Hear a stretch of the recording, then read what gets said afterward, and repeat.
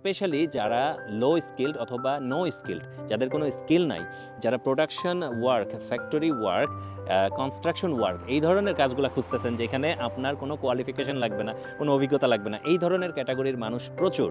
কিন্তু আনফর্চুনেটলি আপনাদের জন্য ইউরোপে আমরা খুব বেশি সুযোগ দিতে পারি না, কারণ ইউরোপের ম্যাক্সিমাম ওয়ার্ক পারমিটগুলোই হচ্ছে স্কিলড ওয়ার্কারদের জন্য।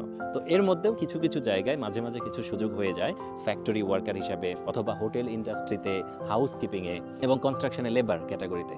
সো এই যে দেশগুলোর নাম বললাম, এই দেশগুলো প্রত্যেকটা দেশের এখানে আমার কাছে অনেক ভালো জেনুইন কোম্পানি আছে, যারা অনেক ভালো সুযোগ সুবিধা দিবে, যারা আপনার টোটাল A to Z যে প্রসেসিং, ভিসা পাওয়া পর্যন্ত, ভিসা পাওয়া থেকে কোম্পানিতে আসা পর্যন্ত সম্পূর্ণ সাপোর্ট কোম্পানির কাছ থেকে আপনারা পাবেন, প্লাস TRC পাবেন। যে কী কাজগুলো আছে হেলথ কেয়ার ক্যাটাগরিতে, অ্যাজ ইউজুয়াল ডক্টর, নার্স এবং অ্যালাইড মেডিকেল প্রফেশনস, এই প্রফেশনসগুলোর সবসময়ই ডিমান্ড থাকবে। তো আপনারা যারা মেডিকেলে আছেন, হেলথ কেয়ার প্রফেশন আছে, তাদের জন্য it's a great opportunity.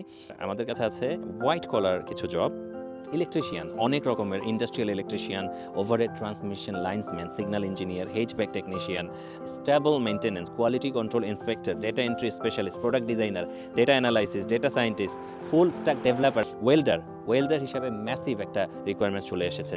80 John welder লাগবে স্লোভাকিয়াতে।